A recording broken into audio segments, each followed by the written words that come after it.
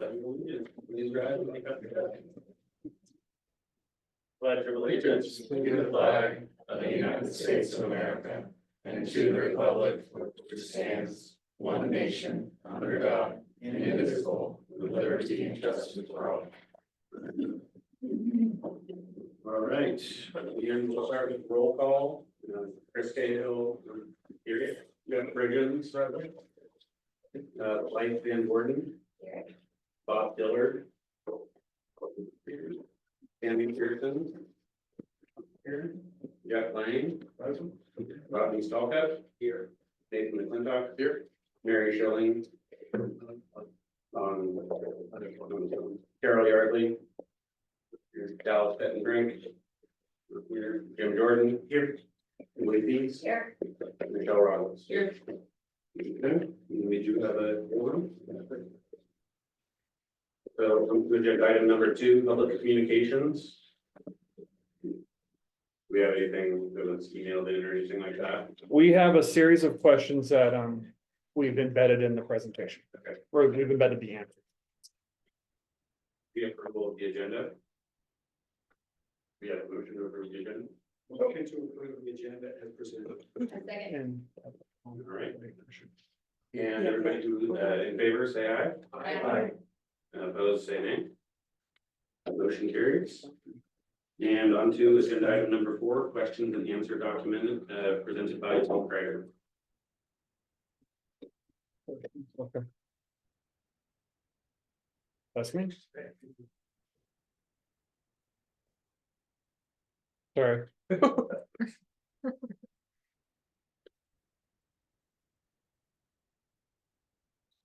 Okay.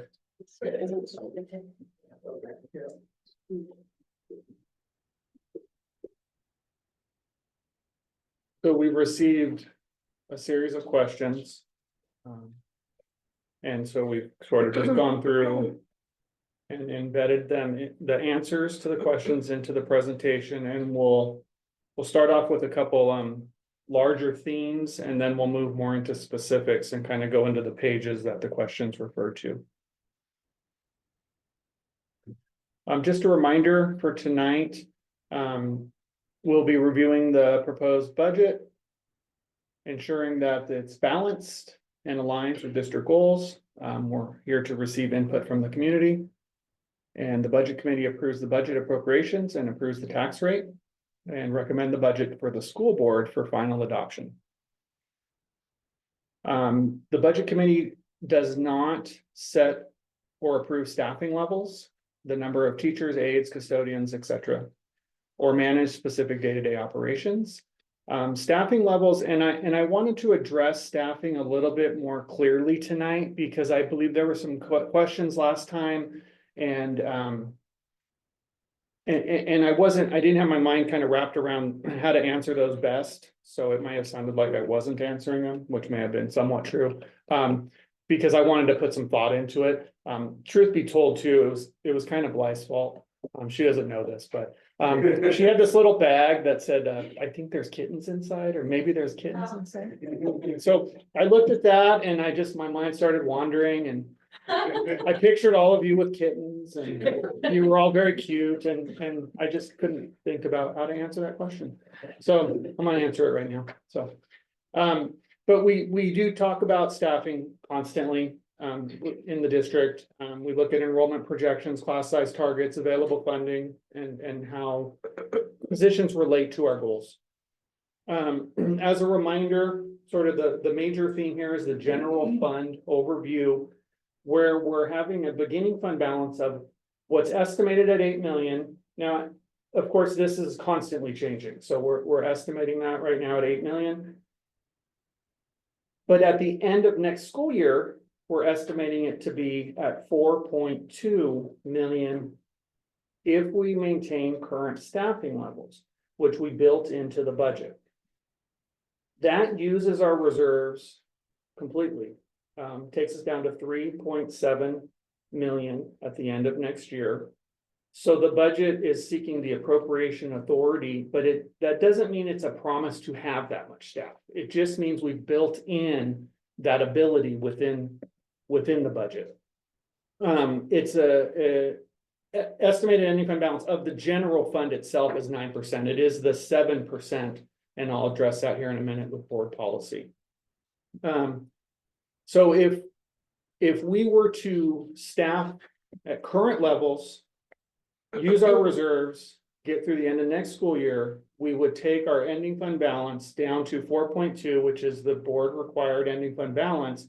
But then the next year, we wouldn't have that ending fund balance anymore. In fact, we would burn right through that 4.2 million. So that's where we have to have a plan to address that. And essentially try to avoid this up and down that we see here, where we're trying to compensate for, let's save money and then let's use it all. Let's save money, let's use it all. And really the pattern that we've been in with that is a result of prior to COVID, we were building up a good reserve and we were a little bit overstaffed. COVID hit, a lot of extra money came in. And so we overstaffed even more then to use the funding to try to address student learning loss. And we didn't actually adjust the ratios after that. You would see some positions not get filled as student enrollment was declining, but it was still, the enrollment was declining, staffing was declining at the same rate, but we weren't adjusting the ratio. So it wasn't sustainable. So we find ourselves in this position where we continue to save and then use it, save and then use it. So we do want to be in a situation where we're not doing that every year. So we have positions that we plan. There's one of those kittens. That we plan. See, I'm losing my train of thought again. I put it there. I knew it was coming. So we want to plan for financial flexibility. It's a method of some conservative planning, and it's strategic savings. We do this deliberately and strategically. It's a common practice to build your budget when you're projecting forward. It's just not a guarantee that we're going to fill all those positions, because we know, like I just showed you, that if we do fill them, we're going to be in a situation that's not stable financially. So we take our staffing levels, we look at our enrollment, and we try to create, we look at a ratio that is acceptable. And then we won't fill positions in order to bring the ratio back to a level that is sustainable. Over the past few years, and we just showed this in negotiations, the staffing for certified staff to students has been right around 22-1, which is really low. It's wonderful. It's just not a sustainable practice. That's not realistic. It's not like that across the state. And it's like that. It was like that across the board, K-12. And so I'm sure some classes have larger sizes, others had really, really small numbers. And so we have to get those numbers into a more realistic situation. So we build the budget, we left the positions in there. It provides us with the flexibility if something were to happen with enrollment mid-year. Even if we don't fill the positions, then we have the ability to fill them without coming back to the board and seeking additional appropriation authority to do so. At one point when we were building this, we thought the low-income housing at Bangor was going to be built, and we thought they were going to be putting students in there in spring. And now, we're learning that that's a little bit further down the road. But if 70 kids or 100 kids showed up in spring, this would give us the ability to then hire somebody mid-year. Budgeting to also use the reserves creates the ability, like we had this year, where we're projecting a certain enrollment at the beginning of the year, but if it comes in a little bit low, like it did this year, in October, we're not having to cut positions in October. We already have the staff on board. We don't want to do that to our people. We don't want to do that to our community. So if we hire somebody and we start the year with them, we also want to be in a financial position that even if the staffing comes in lower, we're not cutting those positions in October. And you do see that in many school districts across the nation. That was the situation that I was in California every year. They were cutting positions in October. They were cramming kids together in classrooms, creating combination classes, and we're really working hard to avoid those types of situations. So when we say that we're budgeting at current staffing levels, it's not a promise to keep those levels, and we're going to do everything necessary to not have to do reductions in force, it doesn't mean that we wouldn't look at a program and say, we don't need X amount of teachers in this program. So we might have to reduce that program a little bit, just because it's not realistic to keep it at a certain size. But in general, what our belief is as a district is that we want to address these types of situations through attrition, natural attrition, not cuts, is really the goal. Because again, we want to take care of the people that work for us, and we want to take care of the community. So that's kind of why we budgeted a certain way without the intention of filling all those spots.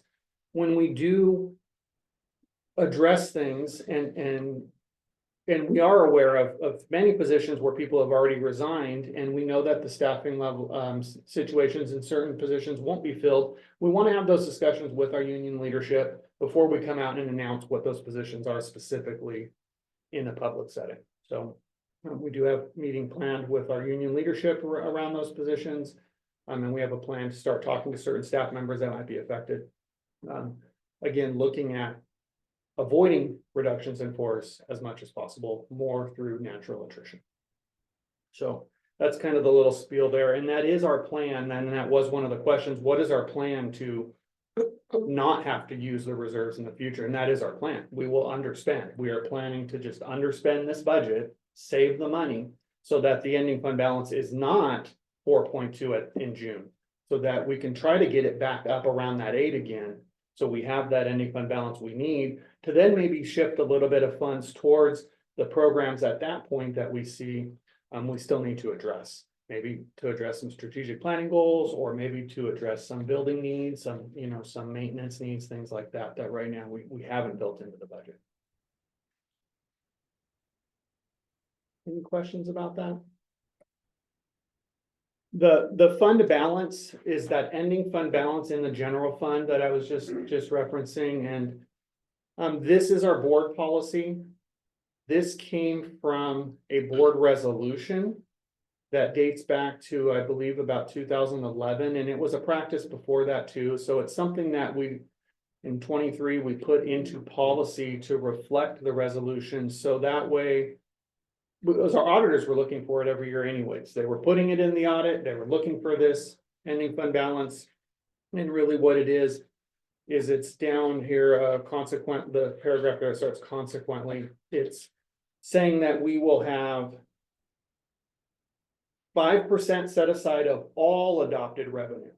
So you're taking into account all your different funds, 5% of all that revenue, and that's what's sitting in the general fund. That's what our ending fund balance is, plus an additional 2% of the general fund adopted revenues that are also in there. So that's where the 7% comes from.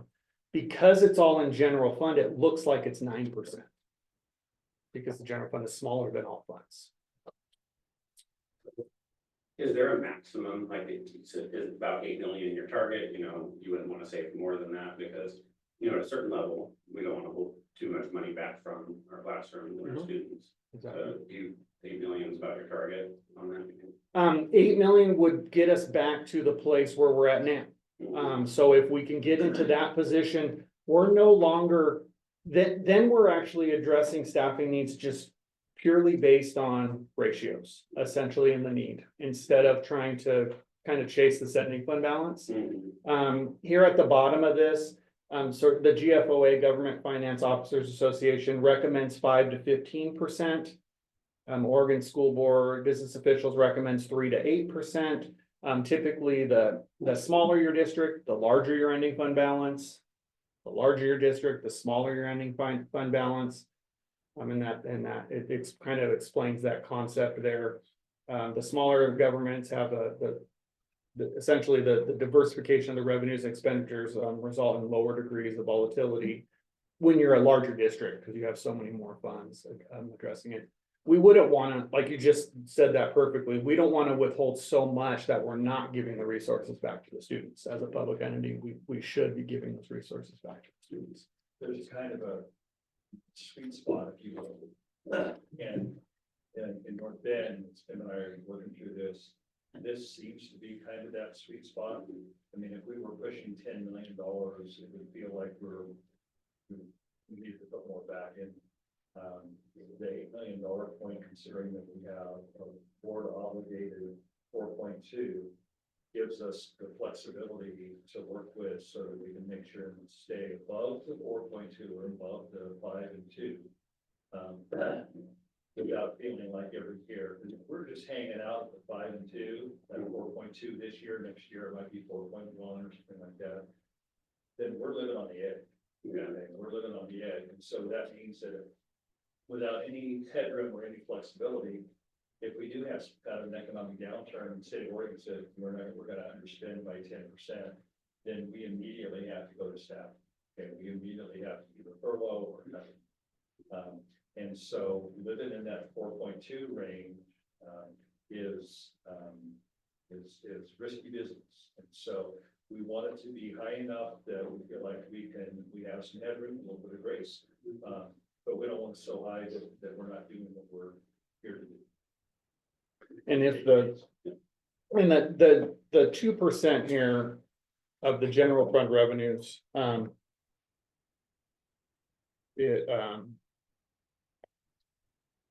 that is sort of an economic stabilization fund. So if the state school fund changes throughout the year by more, if the revenue comes in at more than 1%, the amount we budgeted, because the state's lowered it, then that's what that extra 2% is for too. We can't tap into that if we need to. But then again, that creates a situation the following year, we're trying to make back up for it. That's where, like Vince is saying, having that ability to have a little bit more than the requirement is a safe place to be. That's a great question. I talked a little bit about the PBAM, the program budgeting and accounting manual. I have a copy here if anybody's interested, and it's got all the coding. And it's really designed that's where you kind of get these function and object level, all these codes from, and they really creates our chart of accounts. That's accepted, it's used across Oregon. It aligns with generally accepted accounting principles. We use that for forecasting, managing school resources. It's a way of tracking our funds and of course planning appropriately for them. So I just wanted to reference that manual. It does get updates occasionally too. So sometimes like we say, you know, this might have been in this one category, and now it's in this other. And so that's why you're seeing it zeroed out here and we're moving it to this other one. I mean, we're trying to keep the codes we're using and the chart of accounts we're using up to date with the PBAM too. So it does change and fluctuate a little bit, which is why sometimes you see those changes happening. And this we talked a little bit about last time. These were all the pages that had changes because of the addition of the Oregon Seismic Grant. Primarily, they were percentage changes on different charts and whatnot. But if you were interested in tracking those, we can make sure you have a copy of this too.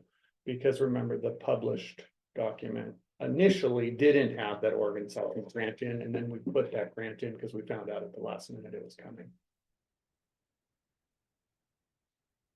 Forecast 5, it was a question that was asked. Forecast 5 is a software that we use. It's a forecasting tool. It helps us look at historical expenditures. It's used for monthly financial reporting to the board. We use it to project out into the future, given different assumptions that we can put into it, different budget scenarios. We use it constantly. It's not the results of that we don't feel is fair to put into this budget document just because the budget changes so drastically, so quickly. But it's a tool that is it's very, very helpful when we're at a new biennium is coming up and we're trying to figure out how to plan for different scenarios from the state legislature. You know, is it going to be 11.1, 11.2, 11.3? We can create that model and change that number to see how that affects our budget and how it affects it this year and the next. We can change it to reflect different amounts, dollar amounts in salaries and benefits. So if we had to adjust staffing levels, what will that affect on our ending fund balance be 2 or 3 years down the road? So we do look at that. We use it in negotiations when we're talking about different COLAs or or adding in different types of, benefits, things that people are asking for, so we can see exactly what the effect is before we go and make that agreement that we're gonna do this. When we negotiated this year, we knew what the outcome would be, and we, on the ending fund balance, if we went forward, and we were able to communicate that clearly in the negotiations. This is the dollar amount we will have to adjust for in the next year's budget, so that everybody's clear. And having that tool is invaluable in doing that. And of course, you can plug, you can take the amount you spent on an electric bill and just put in a percentage increase. So you can see how all those types of changes affect your budgeting moving into the future. So that's super helpful in trying to identify what types of savings are needed to kind of get that ending fund balance where we need it and where we want it to be.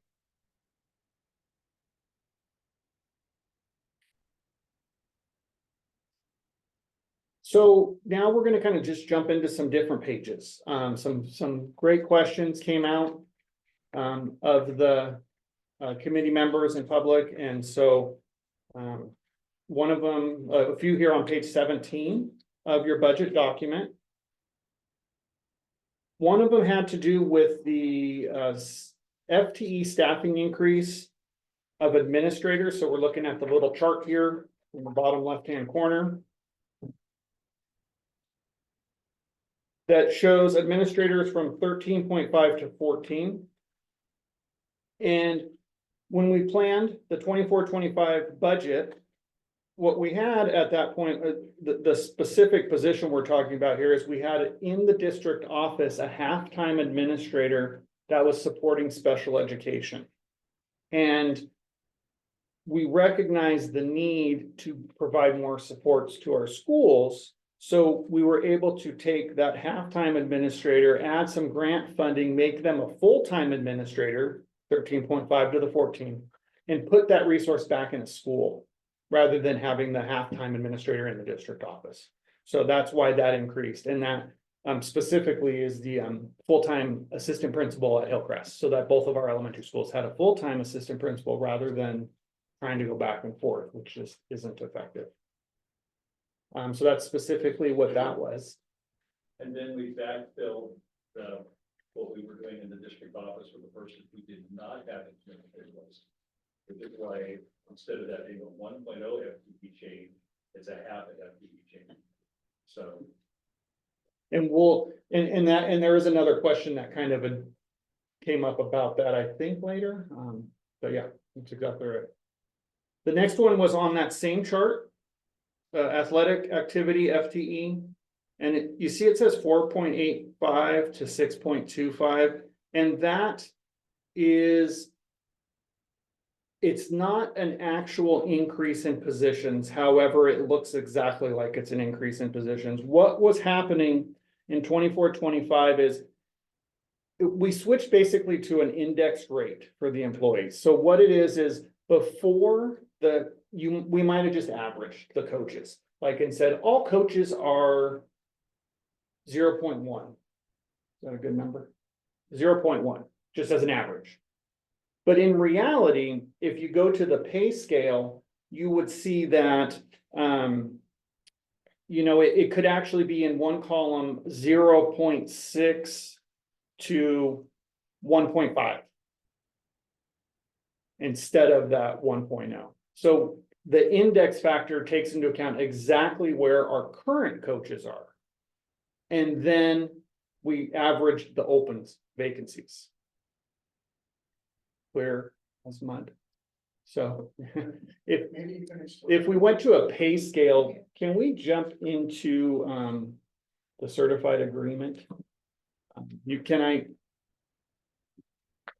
just do it here? Yeah, you have to stop sharing. Okay. Because I did just that document. And then you'll have to share it again. And more accurate based on the spent in each position, probably too. I don't know if this helps, Tim, but what I struggle with is that FTE's full-time equivalencies look based on $2,080. So it's simple math, right? Yeah. I just didn't understand what you were talking about in terms of that math. So. Oh, I mean, Well.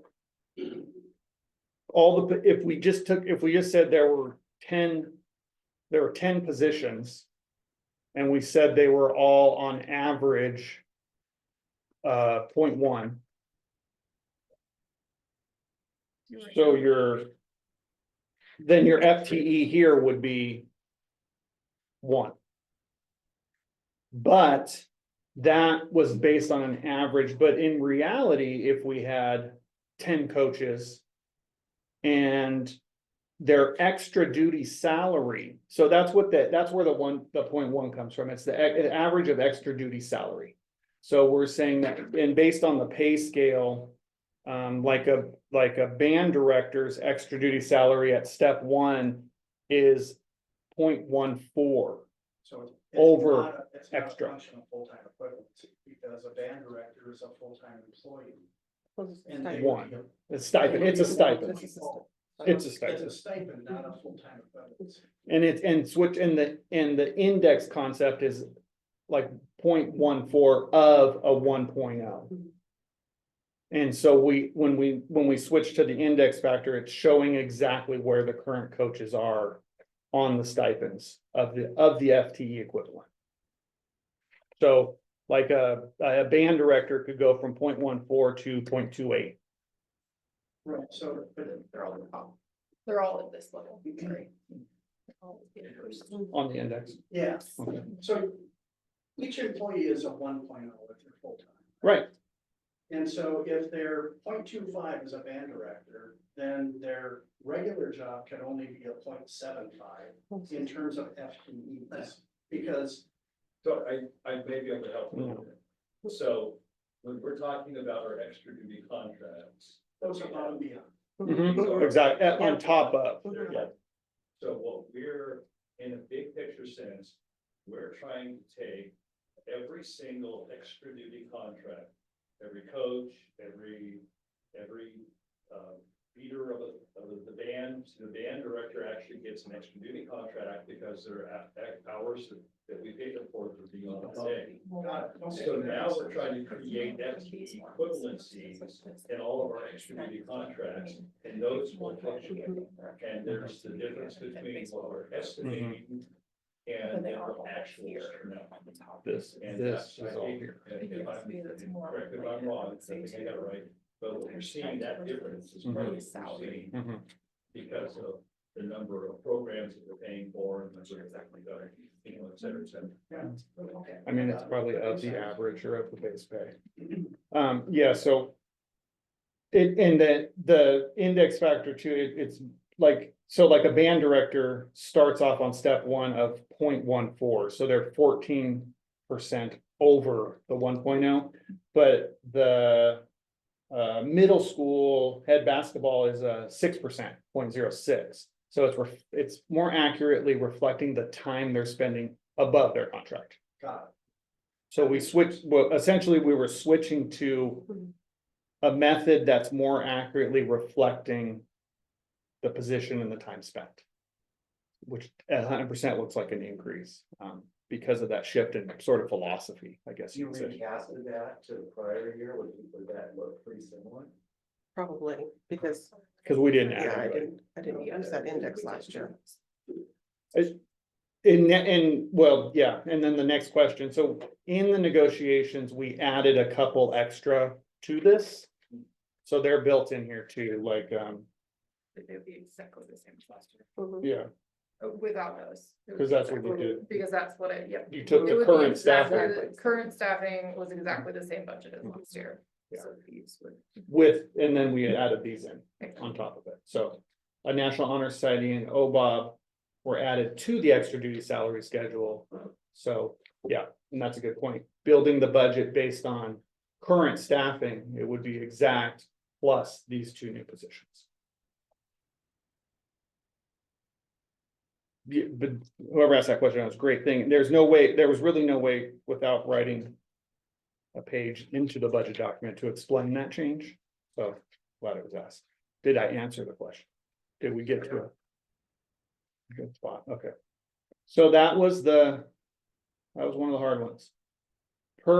PERS rates, PERS increases, also on page 17, it talks about that. There was a question specific to what are the PERS increases, so on page 17, it says what they are. Up in the top left-hand corner, District 25-27, Tier 1, 2 rate increases of approximately 2.94%.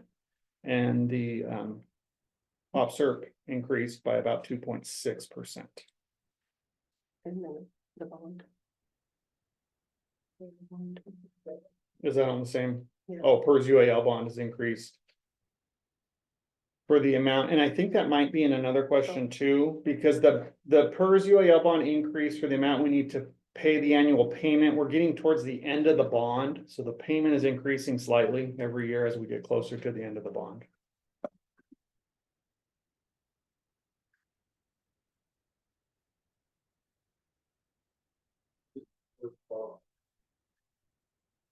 It's a bond used that was purchased years ago, by 2007. 2005. 5 to help offset rising PERS costs.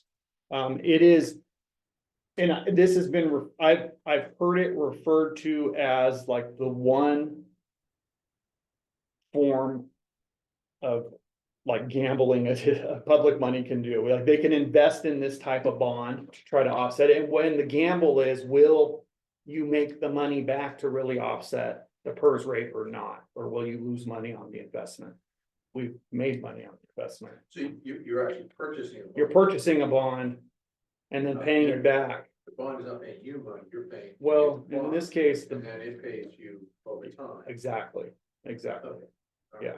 So one of the things we're looking at now statewide is whether or not it's, and we've jumped into a pool of other districts with McMillan to see if it's a good time to do that again or not. And there is a risk if it's not the right time. Some of the districts that came in like 2 years after us, they didn't realize the profit that we did, because as soon as they bought into it, the market crashed. Like immediately, so it affected them in a negative way. What's your maturity on?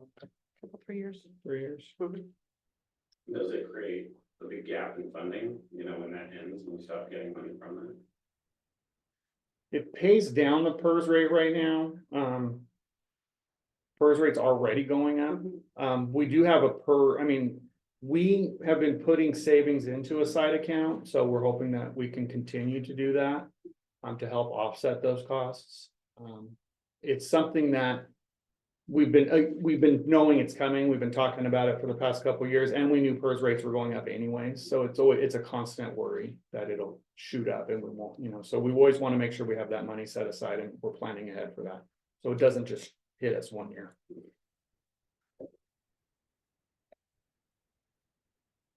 Page 42.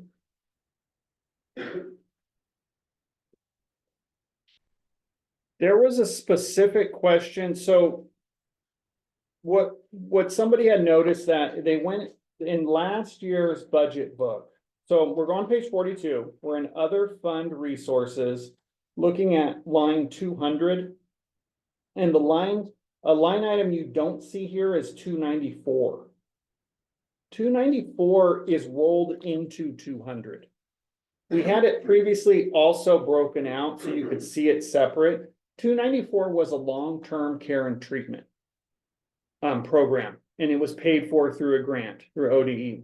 Long-term care and treatment, if you're familiar with the district, it was a program called Kairos. And it was a day treatment program. Most recently, it was only at North Bay. Before that, it was North Bay and North Bend Middle School.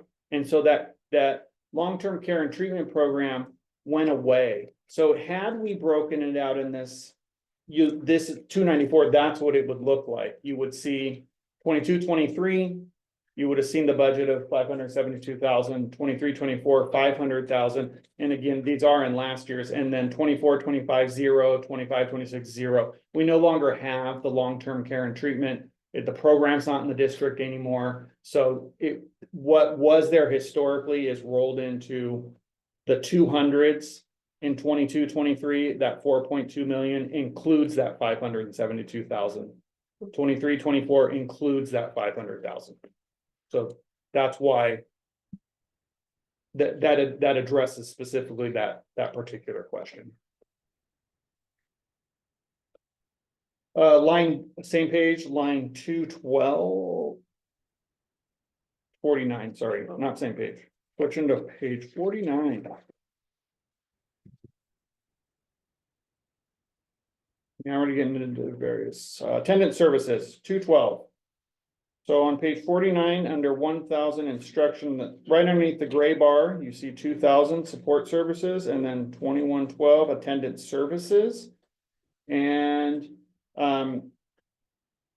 I believe here the question was around the fact that we're reducing the money going into the attendance services in the proposed budget. However, you do see in the strategic plan that is a goal of the district. So that is picked up elsewhere in a grant. And specifically, it's picked up on page 93 under function 212, the same function, just in your grants. So we've actually increased it by to 23,000 there. So that offset that. So the attendance services were not reduced necessarily they were reduced in the general fund, but they weren't reduced overall. What did you say it was increased to on page 93? Page 93, The grant increased to? it increased 23,000 from the previous year. Yeah, okay.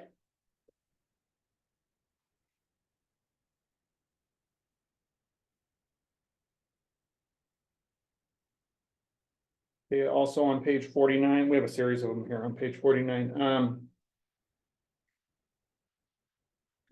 2130. Health services. This was a position that was also in the district office. And they were supporting.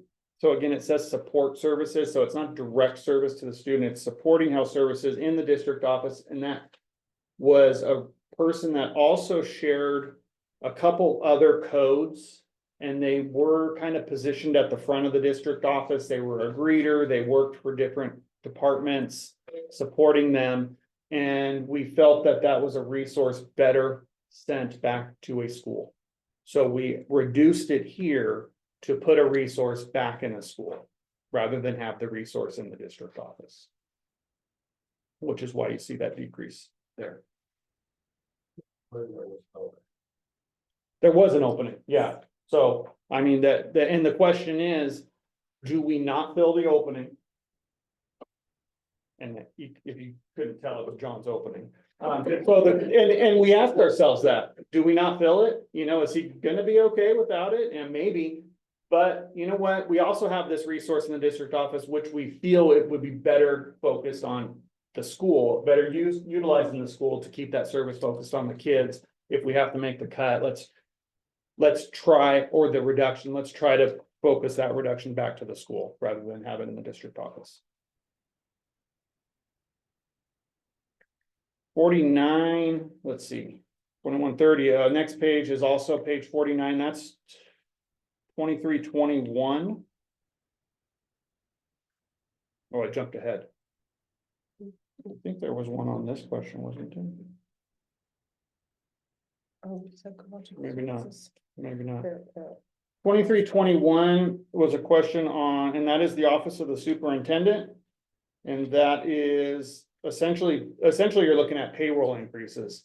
When this was. We had previously, we had interim. And then we're shifting to not interim this school year and moving into next year. So you're seeing it, what you're seeing is a series of payroll increases happening there and a little bit more money set aside for professional development, should we need it. Supplies, travel, etc.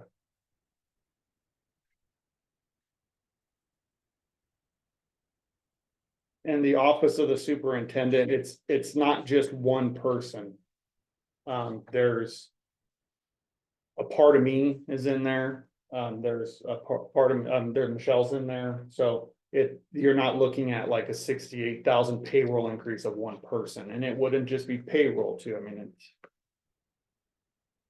guess it would be. Salary and benefits. So. Tim, just a really No. quick question. Yeah. Since we're on page 49, and I'm sorry I did not submit it, but the 2161 special ed, it went from the 311, 386 to nothing. Is that just somewhere different? Right below it, 2190 Never mind, shifted. I knew that. I even have an arrow there.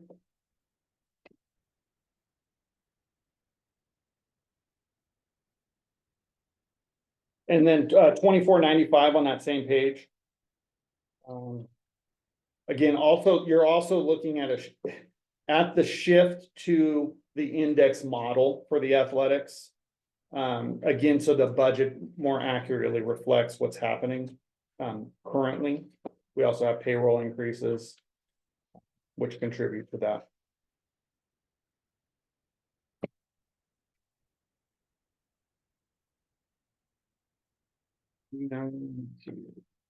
Okay, and then this was discussed last time, so Lorraine spent some time putting this together. We had talked about, well, it'd be kind of fun to look at what the participation rates are. So here you're seeing the participation rates for the fall sports over time. On enrollments.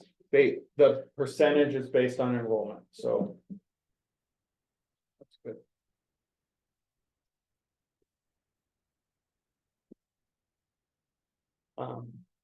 So I obviously, very interesting. The cost increases also in athletics includes things like travel, paying for the referees, game fees, the coach. The referees and the game fees, those are climbing every year too, just like everything else. Travel expenses have gotten to be more. Referee fees are set at the OSAA level. They're not set at our level. So we have to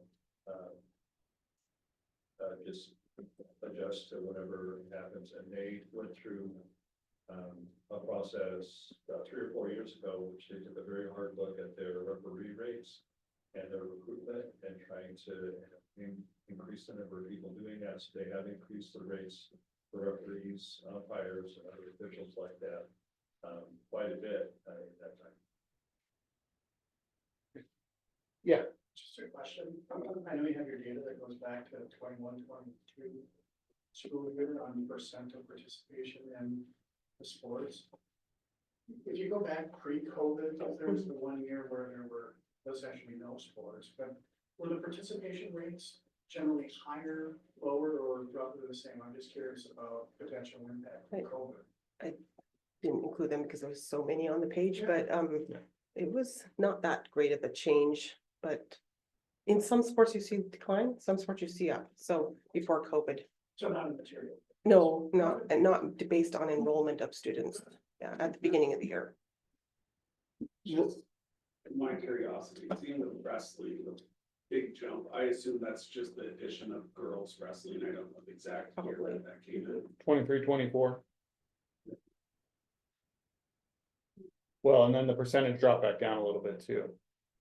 There's multiple factors. Do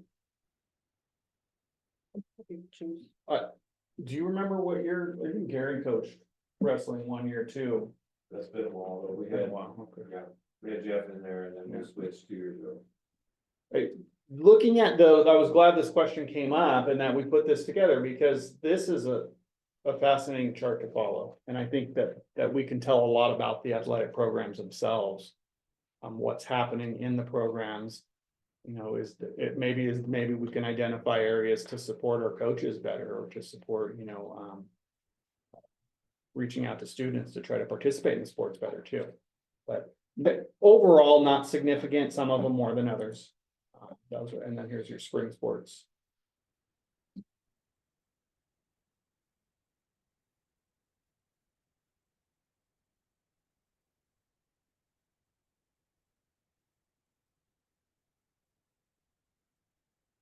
So again, it's one of these areas, I think most of us would probably say overall, athletics has an ability to raise money, and they can raise a significant amount of money. Our student body account is healthy. It's an area that doesn't get funded heavily, by like the general fund, things like that. But there are opportunities we also don't want to take away from the students because we want to have, there's something for everybody out there. We want to try to tap into as many of those interests as we can. Because these are the types of things that keep kids interested, keep them engaged, keep them in school. We need to put on sports.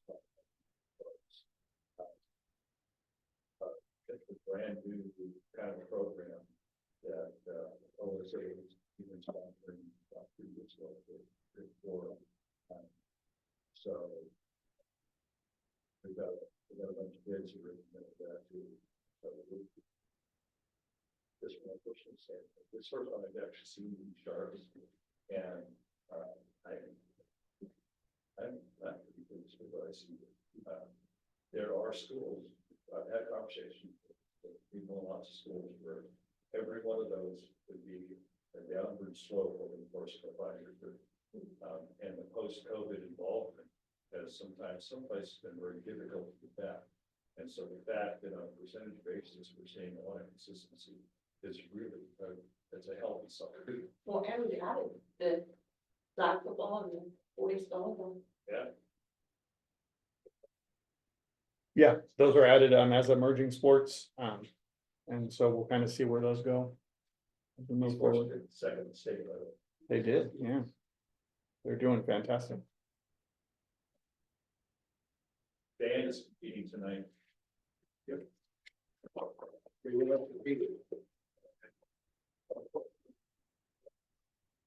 Page 50, 25, 24. Some of these questions we answered last time too. We're just kind of reviewing payroll services. So you saw a large increase in payroll services. There's unemployment in there. There's safe increases. Safe as our workers' compensation insurance. Payroll fees for paid family medical leave insurance. So that's one of those newer things that have been kind of figuring out as we go. And payroll step and COLA as well. The unemployment is the one where we're there's no consistent trend. It's so new that we're just trying to tuck some ability to fund that at a higher rate than it was in case more people claim unemployment during the summer than we expect. We know it'll be higher than last year because more people will know about it. And some people have already successfully done it. So then they start talking and then somebody else will do it. That's the new unemployment. If you're not familiar, it's like a classified employee. Teachers can't take it, but a classified employee, if they take a job with us, that's a 10-month position. So they know it's a 10-month position. It's not employed over the summer. They're now able to claim unemployment over the summer. And so then we as a district are paying for that out of the district funds. So we now have to budget for that. It only applies to classified, yeah. And you can't make it a 12-month position, then they might. It wouldn't. Yeah, it wouldn't offset it. We really wouldn't have anything for them to do over the summer. I mean, it wouldn't, then it would cost us more than it costs to budget this way. Yeah, unfortunately. I mean, if it was a wash, then it would be like, let's just keep them all and have some sort of daycare running over the summer or something like that, or little program going, but. Page 50, line 2660, technology services, you do see a increase there of about 93,000. A lot of these things too. 2660, regular payroll wages, benefits increases, tech hardware, software increases. We're trying to, again, just because it's budgeted doesn't mean that it will be spent, is the goal. We're in a review right now of all of our technology. Looking at what we can try to kind of pull off the plate. If we're not using a program, we're looking at usage reports. What are the outcomes? We've realized, we've had a lot of software programs throughout the years that they're built into the budget. It doesn't mean we're going to keep them. That we recognize, well, if we have 2 programs that essentially do the same thing, we've got half of the people using this one, a small percentage using this one. You don't really know which one's effective, which one's, and yet you're paying for 2. So rather than to continue that process, let's narrow it down to 1 find out, if this is helpful in helping students achieve better. And if it's not, then make a switch to something else, rather than paying for two and not having any consistency in usage. So we're going through a process like that right now. We've already identified a few things we wanna take off of this as a item we would actually pay for. So you're also seeing, based on, you know, we look at where we're at currently this year, where we're going, we have some things that we might also add. So again, we're trying to take away, but we're also looking at, do we need to invest in a new analytics program that's like sort of a dashboard where we can see different data on it? And if we do invest in that, well, then there's a onboarding cost. You know, now you're paying the software fee, but you also have a year one onboarding cost that might be 12,000 on top of that. So we're kind of weighing those investments, but we have to include them in here in case we make them. So we're looking at a multi-tiered system of support software add-on. We're looking at an analytics software add-on. We're looking at trying to add a point of sale system for like games. One of the big things we've noticed is, you know, you go to a game and, you know, we want to be able to have your card, you know, and tap and pay or use your credit card, or if you pay cash, get a receipt on the spot and have that feed into our accounting system a little bit cleaner. So those are some of the technology software areas we're also trying to improve on. So that's why you see those increases there, combination of various things, payroll, benefits, some hardware increases, software increases. Page 50, 2360, 3360. That is the addition. So the question was earlier, you saw that homeless liaison in one area was zeroed out. Here in neglected student, you see 50,000 added. That's the same position. It's being added into the general fund. It wasn't a grant fund, to make sure we can still maintain that contract with Coos Bay and retain those services for our homeless population, which unfortunately continues to grow.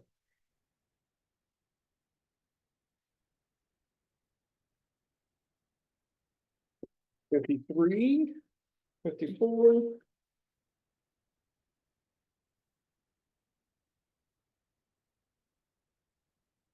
There were some questions about the medical insurance. When you get into the medical, and you're looking at page 53, then 54, item 240, 241, all the way through your 240s on the other page 54. So 242, 43, 44, all the way to 249. You kind of lump these together as a whole rather than trying to look at them individually, because people haven't chosen medical, dental, or vision options. We don't know exactly how many people will be opting out every year. You can kind of make some guesses, but people do change those choices year to year. So some of that stuff fluctuates in here. If you see one area, you know, going down, like on 241, you see it go down $252,000, but then on 247, you see it go up 149. So it just kind of trying to reflect where we're seeing the spending right now, but actually looking at it as a lump is a little bit cleaner than looking at them individually. Yeah. Just out of curiosity, Mm-hmm. for the GHP, the group health, is it just the district, or is it actual a consortium of districts that band together to get the discounted rate? OEBB, Oregon Educator Benefits Board. It's a large. Okay, so it's Consortium. a large group, rather.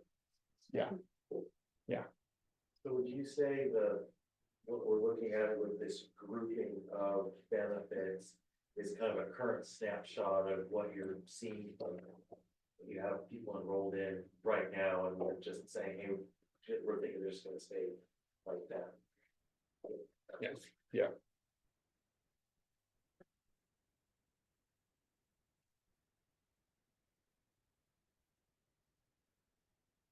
Taxable fringe benefits was on 299.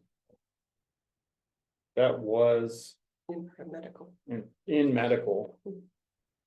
That's another part of that 252 that was reduced there. It was that, and again, that's following that PBAM. It was life insurance cost over 50,000. But we just moved that expense down into here to better reflect the chart of accounts in the state. Page 55. Line 385, management services. There was a question on that. 24-25 budget had $50,000 in there, and 25-26 proposed budget is 12,500. That tied directly to our strategic planning process. So we had budgeted last year to pay for strategic planning because we knew we would want to use a consultant that bring in a service to help lead us through that process so we could get better community engagement in a more robust process. So that's been done. So we've decreased that significantly.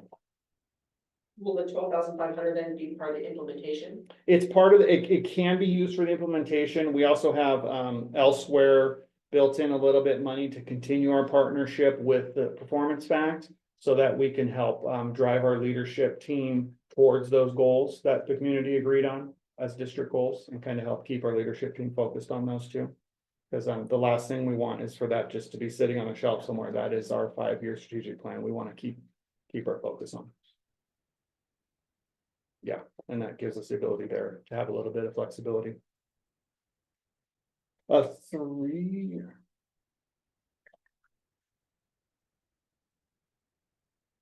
470 computer hardware. Other purchase services, I think we come back to that later. 389 is other purchase services. There was a question about that, and I think we wrapped that into another slide. 470 is computer software. So this goes back to a computer software question. This is specifically, so we're at an object level. Before we were looking at a function level that included many things. Now we're just breaking it down even further. Just software. So again, overall software programs, we have instructional software in there used in all the grade levels throughout the schools. There's special education software in there. There's program for maintenance, for technology. There's then the stuff we're planning on looking at, some analytics, some multi-tiered system support software, and potentially in the point of sale system we're looking at too.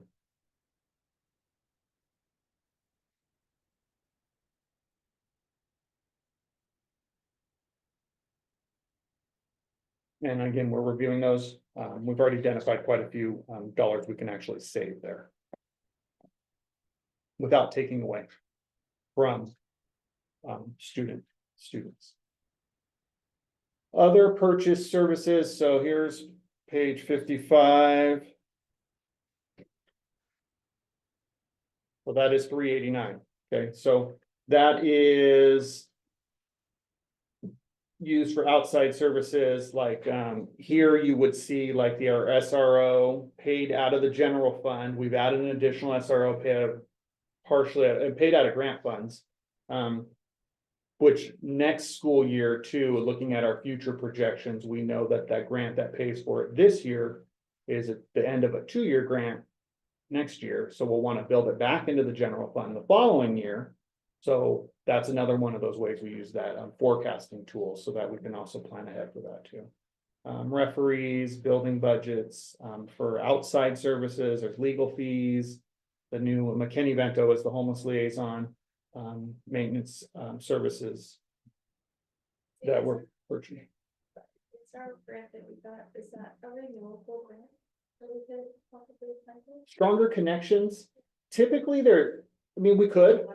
And if we get the opportunity, we will. We were invited as a larger group of districts to apply, and we applied and were selected. A smaller group got selected. So typically the pattern has been, if you had it, then they kind of pass it on to somebody else. But we would certainly try if we have the opportunity. Highly competitive. Yeah, it is highly competitive. And it's a really nice resource we have right now. In fact, if you're not doing anything Saturday, we have a fun day planned over at the high school. You can come down and see some of where that grant money is going, our partnership with Wayfinder. So we've invited families to come in the morning. Families can come with their secondary students and participate in some fun activities around future career readiness, self-awareness skills, some social emotional learning skills. And we've structured it like sort of like a little day camp type thing, like where we'll have like a sort of a keynote where the parents will be with their children. And then they'll do some fun activities, then they'll break up, there'll be an activity for just the students, and then another activity happening simultaneously with the parents, so they can kind of learn some of the same skills, but at different levels, and then come back together, and then do some more fun activities, and then we have a lunch planned in the middle of that for that morning group that will blend into the afternoon group, which for the primary students and the parents. So, and if you have children of all ages, you're welcome to stay for the whole day. Either way, everybody's welcome to stay for lunch. And we have, through the grant, some limited edition North Bend Wayfinder t-shirts that we'll be handing out. That was a surprise, so hopefully we don't have hundreds of people watching this. Otherwise, they won't be surprised. But, or we might get more people to participate. So, but you're all welcome to stop by, come by, have lunch at least. Or participate with the activities. That was something we were really excited to bring on. Line 480, so computer hardware, again, here you're looking at $55,000 of this was moved for the tech hardware lease from another object from 630, so that's why that increased there. Better aligning to the PBAM budgeting codes. The question on the previous one on the other purchase services. Yeah, Right, is there guidance on that? Because it's like, I mean, I would think things like maintenance contracts would fall under maintenance, or if there was legal fees, there would be some sort of professional fees, you could have some insight into. I think that's my problem with that. we're at the object level. Yeah, So that's hitting all your functions.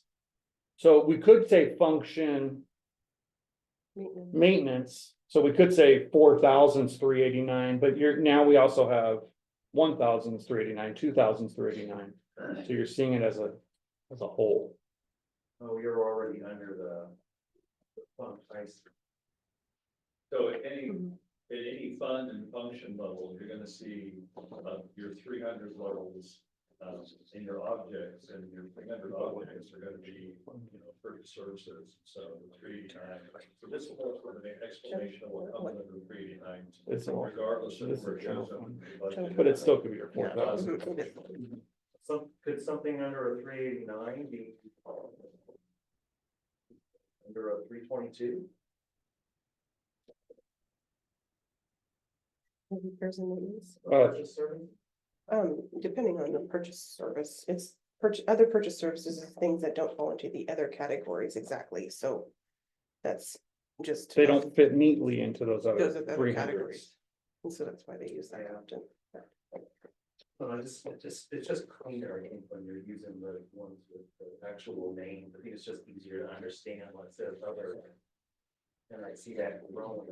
And that's why it doesn't fit in those, so Yeah. it isn't as clean. And that's where we're getting into the weeds a little bit, just because we're at that And object it's really level. growing because you're McKinney-Vento 50,000 right there. Yeah, adding the McKinney-Vento, so that's a that alone. contract. That's the contract with Coos Bay, so they didn't fit really on any of those other lines. Basically, Jeff, we have the guide that says, each of those numbers under 300 is essentially. Yeah, it's that guy sitting in front of.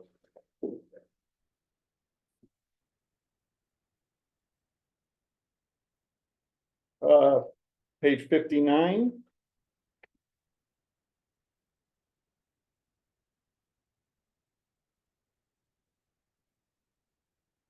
R 3199.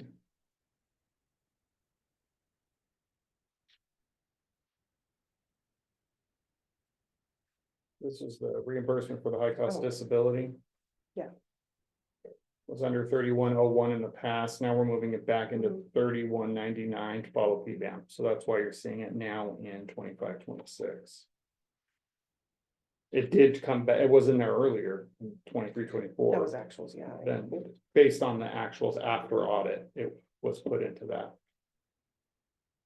So now we're just gonna go ahead and budget for that reimbursement for high cost disability in that category rather than moving it in there later after actuals.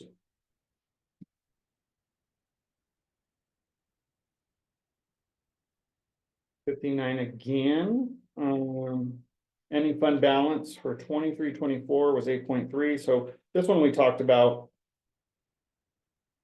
Before, so again, last year in the spring, we were predicting an ending fund balance for right now at 6.6, we know now that it's higher. 24-25, we actually came in at 8.3 rather than the 6.6. So we realized a significant amount of savings coming into this school year, which was our goal when we adopted the budget last year. Just like you're hearing us say this year. We have the appropriation, it doesn't mean we're gonna spend it. And Um, a big factor. interest income, yeah, and that was a question I think Rodney asked last time, are we, there's the local government investment pool, so there's interest income coming in, so there's a large chunk of money in that came in, that was higher than we knew at the time, so. Lots of cost saving factors, interest income that contributed to that large increase. Page 70 goes back into, page 70 was the homeless liaison, I believe, disappearing. But they didn't disappear, you saw that go into the other section. And can I just ask a question? Mm-hmm. For your LCHIP for next year, do you recall what you guys budgeted for rate? What? What was the interest rate budgeted? Well, in the interest funds, we can't depend on them, so you can see through history, like 23-24 on that one page was 700 something thousand. But we budgeted only 225,000 because you don't know what the market's gonna do. But our interest rates are about 4.6 to 5. So we I'm trying to budgeted, save myself some work, if you guys. Oh, I see. 3.6. Okay. It's curious what your crystal ball says is gonna happen. we're always budgeting lower with the hope that it comes in higher.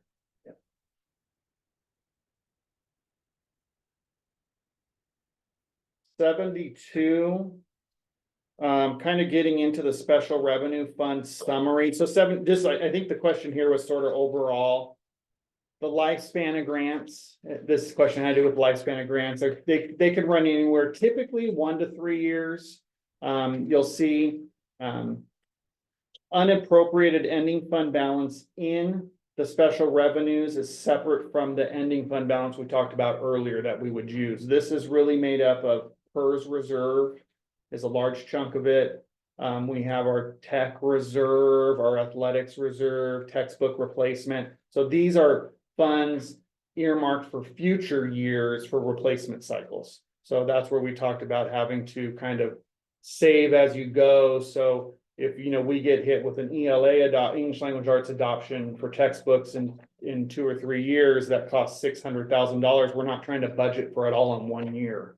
We have a small reserve we put into it every year so that we can have that savings built up. Same with the computer replacement fund, because the students have the one-on-one replacement, so there's a replacement cycle. We're just tucking money away so that we can make sure that we have that money for those replacements as we go.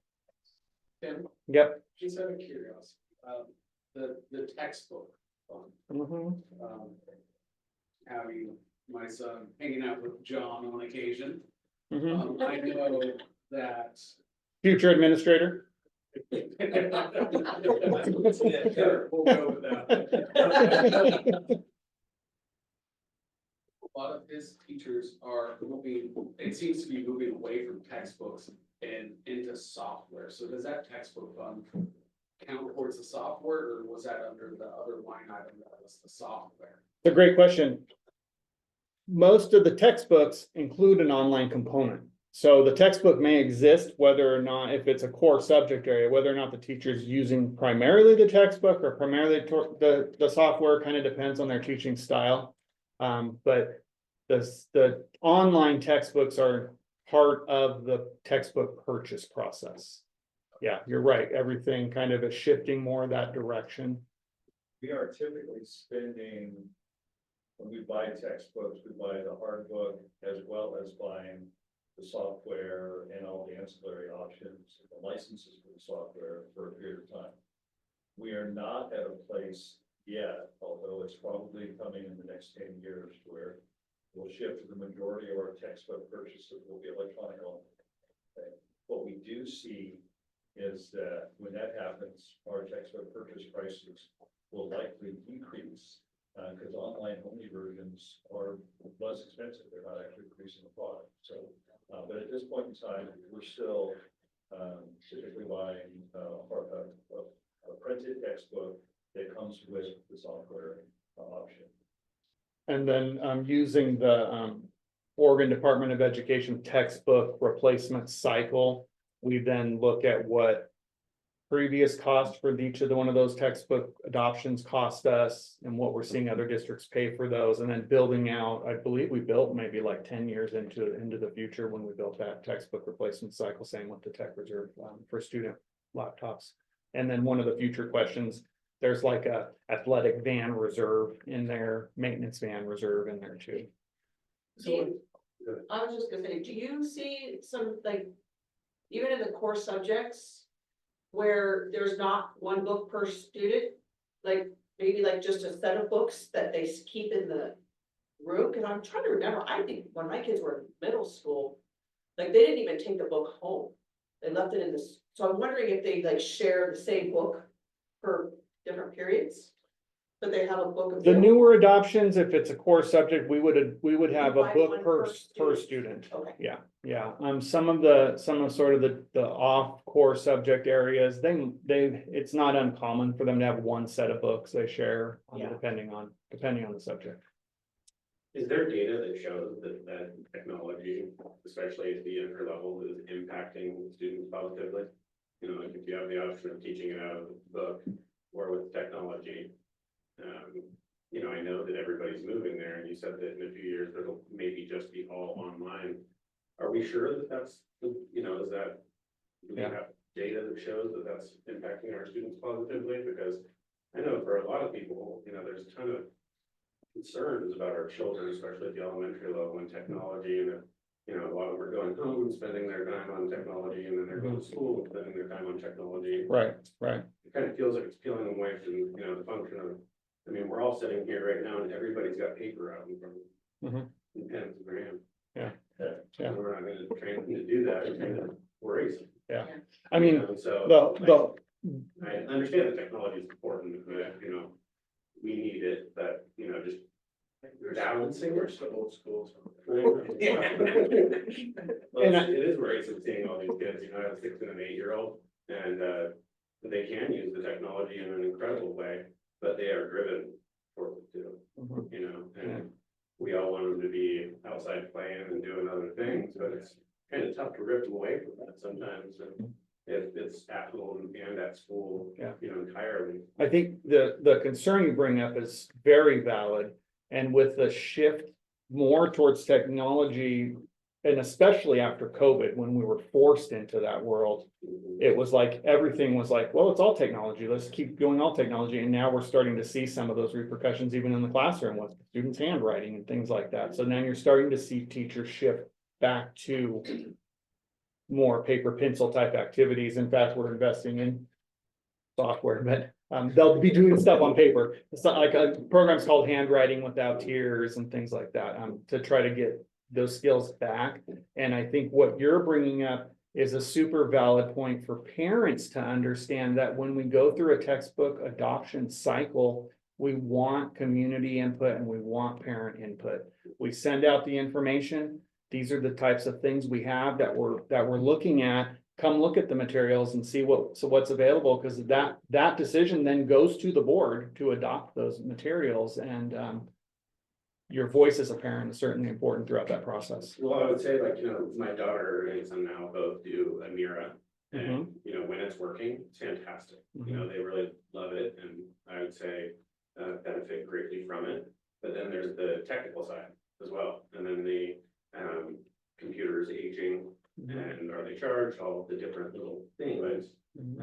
Sometimes the speakers and the microphones. My son has you know, speech impediment, and he's had issues speaking into it. And you know, if it was in person with a human, they probably would have picked up what he's saying, but that computer's not doing that. And, you know, it leads to some dissatisfaction and probably not, Sure. engaging them as well as it would otherwise.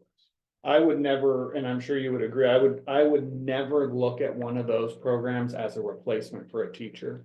And I would never look at it as something I would expect a teacher to say, I'm not gonna read with this child because Amira is doing it, you know, I mean, that would be completely against There's my also beliefs. not forget, there's a couple of things to remember when you're talking about as the textbooks.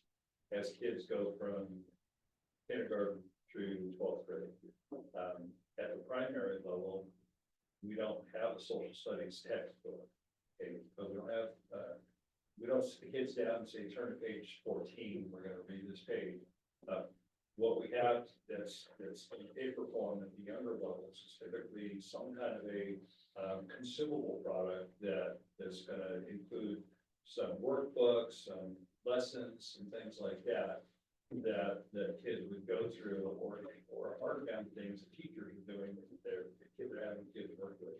So the concept of having a second grader sitting there reading a social studies textbook, read chapter 14 and do the questions at the end section kind of thing is not without their experience. You mentioned the mirror. The mirror has a very specific purpose, and that is high dosage tutoring.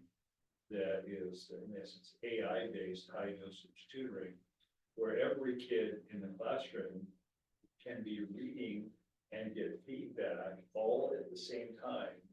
Whereas, and most of us when we were in school, if we had that kind of time with the teacher, I would have my 3 or 4 minutes, and then they would send me down, and then Julie would be next, and so we would have to go one at a time. Of course, a software like that has a specific purpose for doing that high dosage tutoring. So, and then obviously as you get older, then you start getting into the U.S. history textbooks and your math textbooks and so on and so forth. And it becomes a little bit more of what we remember school being like. So even within the context of our textbook purchases or curriculum purchases, and sometimes we say textbook, but we're really talking about our curriculum purchases.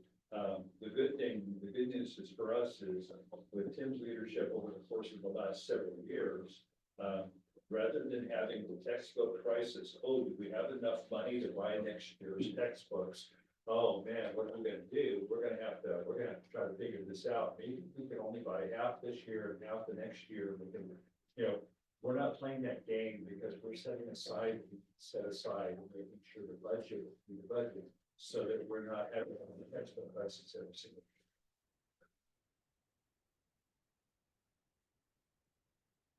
I got a lot of one-on-one time with my teacher in elementary school too. I was kind of like Rodney's son. The teacher just dragged my desk right next to hers, and it's pretty much a yearly thing. I think they really liked me.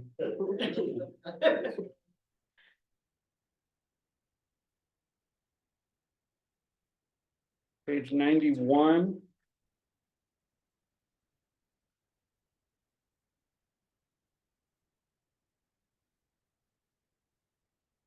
First future rate reserve, that is this was an account created to,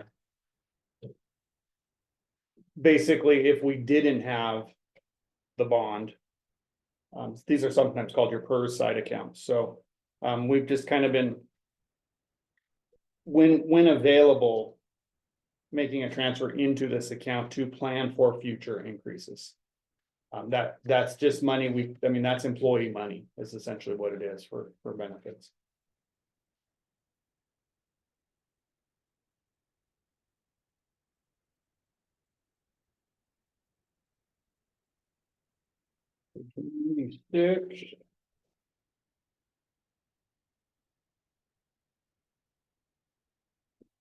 Student activities on page 96.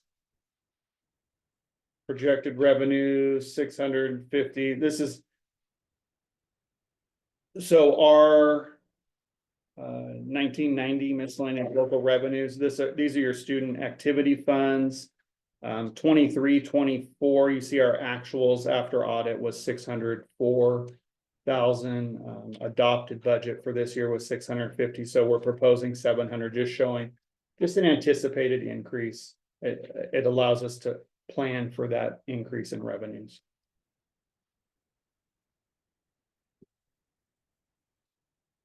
like I said, that the activity fund is healthy. Page 104.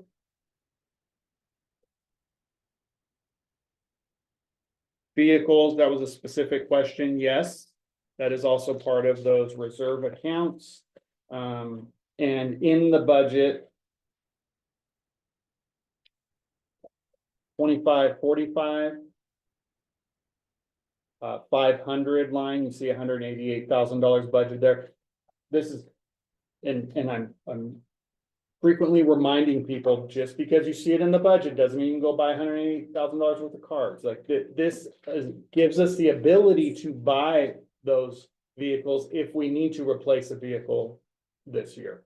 So there's athletics in this and there's maintenance in this. So we could replace a vehicle in our fleet if we needed to. If it doesn't happen, it just stays in there as part of your ending fund balance, and then we could, like I said, this is money set aside for that replacement cycle. Couple years ago, like we couldn't even find a van for maintenance anywhere, and so we just ended up rebuilding an engine and a transmission. We had somebody, then we finally found a van, we had them drive it here from Washington. So, but it is there if we need it. So we are trying to keep up on our vehicle fleet, make sure we have good working equipment. Page 113.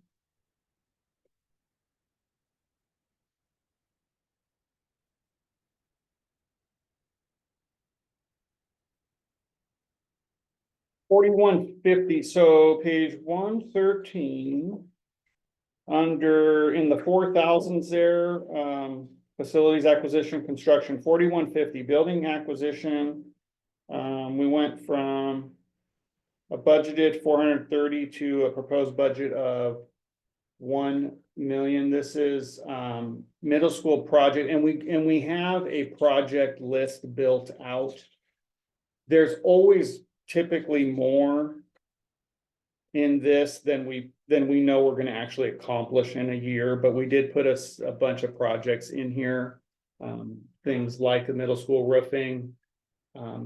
This year we tried to plan for a section of it. We couldn't even find somebody to come out and quote that section.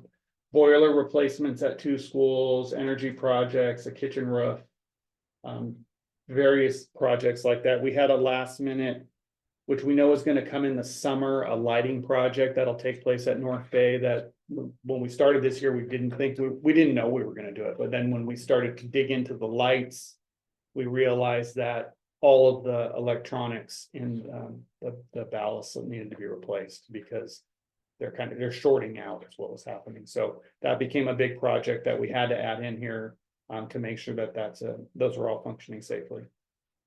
Boiler replacements, we've been trying to like slowly pick at throughout the years. So we budget for more than we're actually probably going to accomplish, but we want to make sure that we can accomplish them as well. Just make a comment there. Yeah. I don't know what building you call it. It's the one where the multi-purpose cafeteria room is, where you hold dances. High school. That whole other needs to be something. So I chaperoned the dance out there, and it was cold, and it's very cold. That's the effect we're. So you've earmarked room for boiler replacements. I would strongly suggest to do it. So, and that's coming from a guy. Yeah. That's from northern Minnesota that is used to the cold, who was only in that building for 3 hours. So that was cold. We do find, like, especially at certain times of the year, because those are the boilers are run on Well, I timers. was keeping kids real healthy. So they didn't want to see dancing. I do. You know. So, yeah, no, and that's a good point. And we especially certain times of year, we run into this because they're on timers. And so they kick off, it takes hours to heat. I mean, how many hours is it got to turn on to heat your building? Yeah, it'll turn off at 2 o'clock, like Friday, and if you have a Saturday dance, it's ice cold. Yeah. It was. So, and a lot of it, and the old control mechanisms, we're trying to replace those. In fact, we just got approval through an energy project to help reimburse the cost of some controls replacements, which also help solve some of those types of problems too. But I 100% agree with you. We need to get some upgraded, boilers in some of those buildings and better control systems. Which might you go through the Energy Trust of Oregon. Mhm. We got a large grant from them, I think last year, about $100,000, so it was slow, so. Yeah, that's great. Say something, are we putting money into a fund to actually do the project or Yeah. are we? Because I feel like I've seen the boiler replacement for all 4 years. You probably have, yeah. Yeah. Actually happen. And there's different boilers in all the buildings, so I Right. think, maybe, was it 2 years ago, year and a half ago, we saw the Hillcrest ones get replaced. Okay. And then And there's two in each building. there's 2 in each building, yeah. Building, that makes sense. And there's some anti-down going. like Yeah, this one. boilers in- Like the boilers in the middle school. Mhm. There's one out there. Yeah, so it's not that we replace them because they don't function anymore. If we look at the square footage of the building, we look at how it's stacked and so on and so forth, and try to make sure we get that. So what comes out of one isn't necessarily going away. Yeah. Feels like a constant project, like an ODOT project. It never is. 10 years, things are weird, as I recall. We've got things here, like, in the middle school, we've slowly been going through the building every summer, room by room, and kind of getting some of the asbestos flooring out in little segments, so that there's always some money set aside for that. Again, the middle school, needs roofing in several areas. This project here is the middle school and North Bay boiler replacement, so the middle school, I think it'll accept steam boilers, and then so we'll have a more cost efficient boiler in the middle school. That North Bay doesn't accept, but North Bay needs a backup boiler, so we'll take the functioning one from middle school and put it over there and get an upgraded control system to run it, so. Mark Kopel, if you know him, he's our MacGyver, kind of keeps everything pieced together and running. I didn't want to, Don't hold it back. You're not allowed to. A lot of appreciation coming in, this is my second budget. I've been in a number of school districts, and the projects that we're talking about as a matter of course, that we have budgeted for, that we just do when we have a list and we accomplish them without crisis, cause crises in other school districts. They think about a boiler replacement, like we might think about buying a new house. Like it feels that big when you're at Reedsport, or you're in Mitchell, or you're in a lot of smaller districts. And so the fact that we do this with our budget, we have these things in place, and we get them done. Changes our experience in our district from a vast number of districts around the state. So I really appreciate the work that they've done, the patterns that have been put in place over the years to appropriate when it's appropriate, really, and honestly take care of it. And that was, I think one of the questions from the board was, when we didn't get a bond, I mean, can we maintain these buildings? I believe we can, and I believe we can continue to budget responsibly for it, as long as we're also budgeting responsibly in other areas of our budget, including staffing.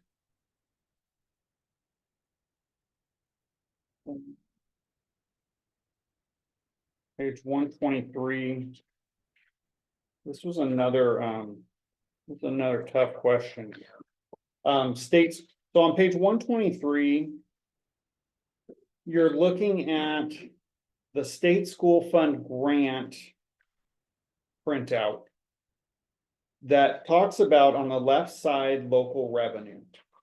And it has property taxes, 6.8 million, and then it goes down to a sum of local revenue, which is 7.2 million.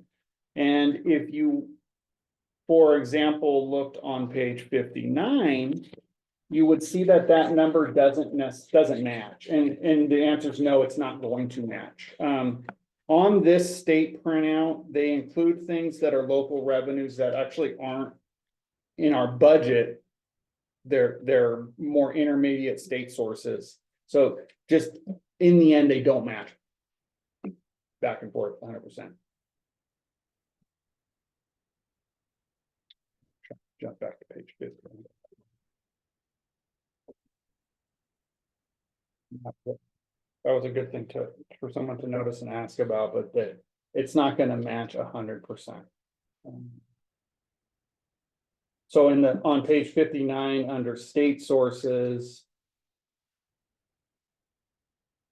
You see state sources, but above that in 2000, see intermediate sources. Well, they're on the printout from the state, they include the common school fund, which fits, or the county school fund, which fits into an intermediate source, but here they're including it as a local revenue. It's not in fact a local revenue. So that's why there's a little bit difference there.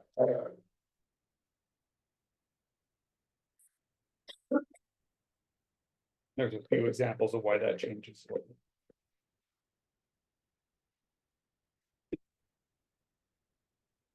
Operating contingencies, I think the question might have been how do we use them if we needed to? That would be board action. Like a question. Yeah, like overall, Mhm. overarching, how do we get into those? How do we access them if needed to? It'd be only by board action. We don't use the funds because they're utilized for the next year's beginning fund balance. There's a question about the special education cap. So right now in the legislature, there had been talk about special education cap being increased, and what we're referring to is if a student counts as a special education student, there's additional funding that comes with them up to 11% of your total enrollment. So if your special education population was 15% of your population, you're only getting the additional funding for 11% of them. So you're not getting it enough necessarily. The state was talking about increasing that special education cap to try to become more of an average in line with the state special education population that's identified, so districts could get a little bit more money. Right now, what we had been hearing was it was going to increase, but now based on the local economic forecast, and I sent that to the summary of that to the board members just the other day. Now we wouldn't be surprised if it doesn't increase. We might just see that stay the same. We'll just be happy if the 11.4 billion stays the fund for the state school fund. What is our percentage? Of students, we're right around 15-16%. Yeah. So that cap was set years ago, the 11% cap, and there, and there was some justification for it because they didn't want to create an incentive to identify students as special education. Like if there wasn't a ceiling, then you could have seen maybe somebody taking advantage of that, inappropriately so, but by identifying more students as special education, they could have then got more money for the district. So they set the cap at the time based on the average identification rate, but it was so long ago, it's not matching the current identification rates for districts. So all the districts are struggling with not having necessarily enough funding, because we know that the resources that might be needed to help a special education student achieve success might be higher than a student who's non-sped. So, yeah. Is that count just an IEP count or a 504 count, or how do we get to that 15% something? IEP. Our students, IEP. Yeah. And, all right. Yeah. All right, we're gonna take a 5-minute break here. Okay. About restrooms, and we'll be back here in 5 minutes. We're about halfway through. I'm just kidding.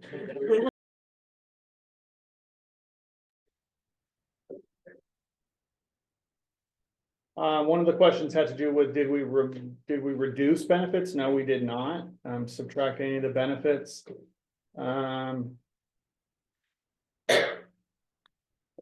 If you see a decrease to employee benefits on any of the line items, it would just be, it would have been due to attrition or not refilling a position.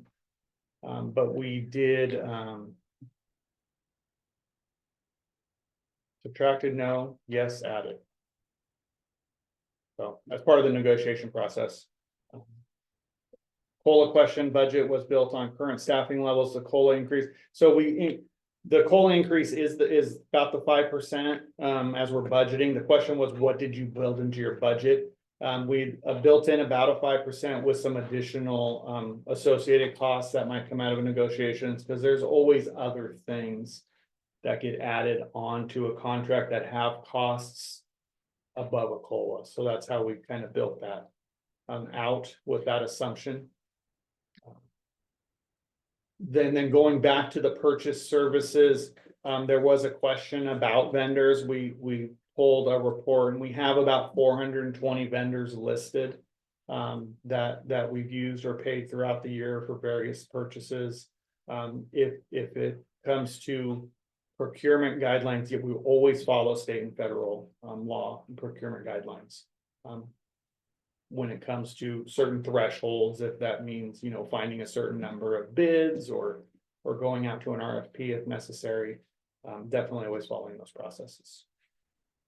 Before you move on, can I ask you a quick question on the operating contingencies? On page 50, under the item 6110 operating contingencies, it's 4.2 million.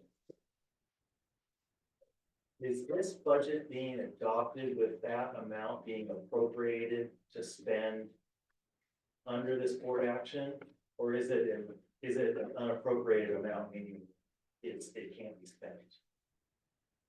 Do you want me to answer that? Go ahead. Yeah, I'm looking at it. It currently, it's under operating contingency, so it is budgeted by board action. You'd have to go to the board to actually use that. Unappropriated means you cannot even touch it if something went haywire. So it's appropriated, but Okay. it's only by board action that you can actually touch it. That And we was have the- not touched it. Yeah. That was that first line there. Only be used by board If action. it weren't appropriated, then there wouldn't be there an amount for board action to even take. Correct. Would probably be unappropriated. of course. Unappropriated. Yeah, Correct. Additional questions? Yeah, I actually do. I mean, I know this would probably fall under the capital improvements. I know for years, they've been talking about some ADA compliance. Specifically Hillcrest and an elevator. Is that something that's still going on, or that we're putting money aside to fund, or are we just burying that? Well, it's not in the budget. I wouldn't say that we're burying it. If it became a necessity, we would address it.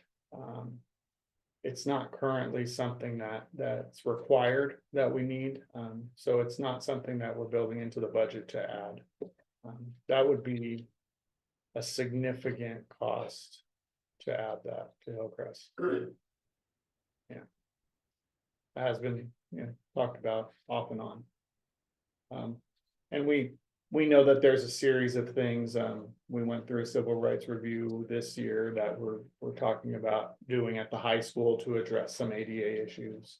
And those will take a few years to accomplish, things like replacing round door knobs with little levers. One touch. To make it easier for people to open those doors, or something like that surprisingly is, you don't think about it, but it carries a $60,000 price tag, to replace all those doorknobs. They're not cheap. Creating some different covered areas for transitions. Couple doorways, I think, need to be widened in a couple bathrooms. And some minor things like adding a rail here and there, or putting some, something soft on the pipes underneath things that maintenance that maybe had not noticed, but. So there are 88 compliance projects in place around the district. The elevator is not currently one of them.